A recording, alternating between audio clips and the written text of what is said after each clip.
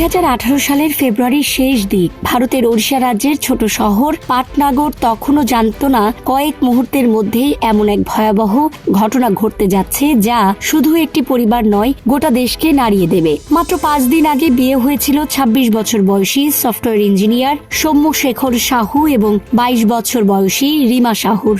নতুন বিয়ে, নতুন সংসার, সবকিছুই তখনও উৎসবের আবহে ভরা। 23 ফেব্রুয়ারি দুপুরে রিমা রান্নাঘরে বেগুন পোড়া আর ডাল রান্না করছিলেন। পাশে দাঁড়িয়ে সৌম্য ভবিষ্যতের পরিকল্পনা নিয়ে কথা বলছিলেন। ঠিক তখনই দরজার কলিং বেল বেজে ওঠে। জীবন অবাক না করলে কে করবে? 28% মিল্ক ফ্যাটের অবাক করার সাথে ফ্রেশ মিল্ক পাউডার। জীবন অবাক করুক প্রতিদিন। দরজা খুলে সৌম্য দেখেন একজন কুরিয়ার ডেলিভারি পার্টনার একটি বড় পার্সেল হাতে দাঁড়িয়ে আছে। পার্সেলের গায়ে লেখা ছত্তিশগড়ের রায়পুর থেকে পাঠানো। প্রেরকের নাম SK শর্মা। পরিবারের কারো এমন পরিচিত কেউ ছিল না সেখানে, কিন্তু বিয়ের উপহার ভেবে সৌম্য পার্সেলটি নিয়ে নেন। ডেলিভারি কর্মীও জানায় 2 দিন আগে এসেছিল, কিন্তু বাড়িতে ভিড় থাকায় ডেলিভারি না দিয়ে ফিরে গিয়েছিল। পার্সেল হাতে নিয়ে সৌম্য রান্নাঘরের দরজার সামনে দাঁড়ান। পাশেই বসেছিলেন তার 85 বছর বয়সী জেঠিমা। রিমা রান্না করতে করতে বলেন, খুলে দেখো তো কি এসেছে। স্বাভাবিক কৌতূহলেই সৌম্য পার্সেলের দড়িতে টান দেন, আর সেই একমাত্র টানেই ঘটে যায় সর্বনাশ। এক বিকট শব্দে কেঁপে ওঠে পুরো বাড়ি। মুহূর্তের মধ্যে আগুন, ধোঁয়া আর ধ্বংসস্তূপে ভরে যায় চারপাশ। পার্সেলের ভেতরে লুকিয়ে রাখা ছিল শক্তিশালী একটি বোমা। বিস্ফোরণের তীব্রতায় সৌম্য ও তার জেঠিমা ছিটকে পড়েন। ঘটনাস্থলেই জেঠিমার মৃত্যু হয়, আর গুরুতর আহত অবস্থায় হাসপাতালে নেওয়ার পর মারা যান সৌম্য। রিমা বিস্ফোরণের ধাক্কায় আহত হলেও অলৌকিকভাবে প্রাণে বেঁচে যান, যদিও তার শরীরের কিছু অংশ পুড়ে যায় এবং কানের পর্দা ক্ষতিগ্রস্ত হয়। এই ভয়াবহ ঘটনার পর পুরো এলাকায় আতঙ্ক ছড়িয়ে পড়ে। পুলিশ দ্রুত তদন্ত শুরু করে, কিন্তু প্রথম থেকেই তারা এক অদ্ভুত সমস্যার মুখে পড়ে। এটি ছিল একটি পার্সেল বোমা, যা তখনও ভারতে প্রায় অচেনা অপরাধ পদ্ধতি। পার্সেলটি প্রায় 250 কিলোমিটার পথ পাড়ি দিয়ে এসেছে, অথচ কোথাও কোনো সন্দেহ তৈরি হয়নি। পরে জানা যায়, যেখান থেকে পার্সেলটি পাঠানো হয়েছিল সেই কুরিয়ার অফিসে কোনো সিসিটিভি ক্যামেরা বা স্ক্যানিং ব্যবস্থা ছিল না, ফলে বোমাটি সহজেই নজর এড়িয়ে গেছে। তদন্তের শুরুতে পুলিশ বিভিন্ন দিক খতিয়ে দেখে। রিমার কোনো পুরনো সম্পর্ক ছিল কিনা, সৌম্যের কোনো শত্রুতা ছিল কিনা, কিংবা পারিবারিক বা সম্পত্তি সংক্রান্ত কোনো বিরোধ ছিল কিনা, সবই যাচাই করা হয়। প্রায় শতাধিক মানুষকে জিজ্ঞাসাবাদ করা হয়। সৌম্যের কল রেকর্ড খতিয়ে দেখে একটি হুমকিমূলক ফোন কলের তথ্য পাওয়া যায়, যেখানে এক যুবক নিজেকে রিমার প্রাক্তন প্রেমিক দাবি করেছিল, কিন্তু পলিগ্রাফ পরীক্ষায় প্রমাণিত হয় সে এই ঘটনায় জড়িত নয়।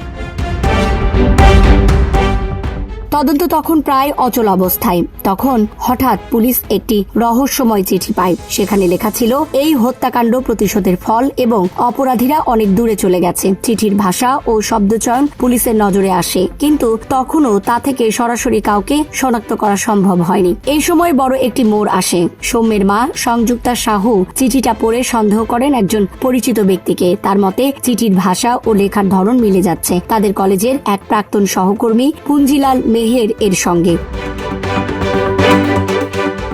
পুঞ্জিলাল মেহের ছিলেন একজন ইংরেজির অধ্যাপক, সমাজে সম্মানিত ব্যক্তি। এমনকি তিনি সৌম্য ও রিমার বিয়েতেও উপস্থিত ছিলেন এবং শোকের সময় সমবেদনা জানাতেও এসেছিলেন। প্রথমে পুলিশও বিশ্বাস করতে পারেনি যে এমন একজন মানুষ এই ঘটনার সঙ্গে জড়িত থাকতে পারেন, কিন্তু অন্য কোনো সূত্র না থাকায় তারা তার বাড়িতে হানা দেয়। সেখানেই মিলতে শুরু করে গুরুত্বপূর্ণ প্রমাণ। উদ্ধার হয় সেই রহস্যময় চিঠির খাম ও সফট কপি, ব্যবহৃত প্রিন্টার এবং এমন এক ধরনের আঠা যা পার্সেলের সঙ্গে ব্যবহৃত আঠার সঙ্গে মিলে যায়। এরপর তার কম্পিউটার থেকে ডেটা উদ্ধার করা হলে পুরো চিত্র স্পষ্ট হয়ে ওঠে। 2009 সালে পুঞ্জিলাল মেহের কলেজের ইনচার্জ প্রিন্সিপাল ছিলেন এবং তিনি স্থায়ীভাবে ওই পদ পাওয়ার আশা করেছিলেন, কিন্তু 2014 সালে কলেজ কর্তৃপক্ষ তাকে সরিয়ে সেই পদে বসায় সংযুক্তা সাহুকে। এই অপমান তিনি মেনে নিতে পারেননি। বছরের পর বছর ধরে তার মধ্যে জমতে থাকে ক্ষোভ ও প্রতিশোধের আগুন। 2017 সালে তিনি জানতে পারেন সংযুক্তা সাহুর ছেলের বিয়ে হতে যাচ্ছে। তখনই তিনি পরিকল্পনা করেন প্রতিশোধ নেওয়ার। ইউটিউব দেখে বোমা বানানো শেখেন, বিভিন্ন উপকরণ জোগাড় করেন, এমনকি ছোট ছোট পরীক্ষামূলক বিস্ফোরণও ঘটান। সবশেষে একটি মারাত্মক পার্সেল বোমা তৈরি করেন। পরিকল্পনা বাস্তবায়নের জন্য তিনি নিজের ফোন বাড়িতে রেখে ট্রেনে করে রায়পুরে যান, যাতে তার অবস্থান ট্র্যাক করা না যায়। সিসিটিভি এড়াতে টিকিটও কাটেননি। এরপর এমন একটি কুরিয়ার অফিস খুঁজে বের করেন যেখানে কোনো নজরদারি নেই। ভুয়া নাম ব্যবহার করে তিনি পার্সেলটি পাঠান। তার পরিকল্পনা ছিল বিয়ের অনুষ্ঠানের ভিড়ে কেউ না কেউ পার্সেলটি খুলবে এবং একসঙ্গে অনেক মানুষ মারা যাবে। কিন্তু ডেলিভারি কর্মীর একটি ছোট্ট সিদ্ধান্ত ভিড়ের কারণে সেদিন পার্সেল না দেওয়া অনেকের প্রাণ বাঁচিয়ে দেয়। তবুও 3 দিন পর সেই পার্সেলই কেড়ে নেয় 2 নিরাপদ মানুষের জীবন। শেষ পর্যন্ত গ্রেফতার হন পুঞ্জিলাল মেহের। দীর্ঘ তদন্ত ও বিচার প্রক্রিয়ার পর 2025 সালের 28 মে আদালত তাকে যাবজ্জীবন কারাদণ্ড দেয়। যদিও ঘটনাটি অত্যন্ত নৃশংস হিসাবে বিবেচিত হয়, আদালত এটিকে বিরলের মধ্যে বিরলতম হিসাবে গণ্য করেনি, তাই মৃত্যুদণ্ড দেওয়া হয়নি। এই ঘটনার সবচেয়ে ভয়াবহ দিক হলো এটি কোনো পেশাদার অপরাধীর কাজ ছিল না। এটি করেছিলেন একজন শিক্ষিত মানুষ, একজন শিক্ষক, যার ভবিষ্যৎ গড়ার কথা।